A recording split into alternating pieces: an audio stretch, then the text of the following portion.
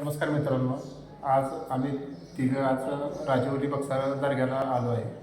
आणि आज खरं तर दर्ग्याला यासाठी असं कोणाच्या ध्यानीमध्ये नव्हतं की आज आम्ही काही नियोजन केलं नव्हतं की आज दर्ग्याला जायचं म्हणून.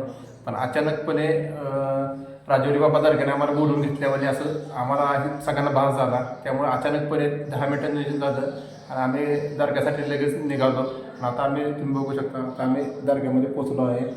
ही बघू शकता तुम्ही, आता आम्ही दर्ग्यामध्ये बसलो आहे आणि प्रार्थना चालू आहे आमची. तर हे तुम्ही बघू शकता. बोला मित्रांनो, तुम्हाला कसं वाटलं दर्ग्याला? दर्ग्याला मस्त वाटतंय आणि शांत वातावरण, असं भक्तिमय वातावरणात छान वाटतं या. आणि देवाच्या दारात गेलं तर एक असं वेगळीच मनात एक श्रद्धा आणि हे असतं, ते छान वाटतं मला. तुम्हाला कसं वाटतंय?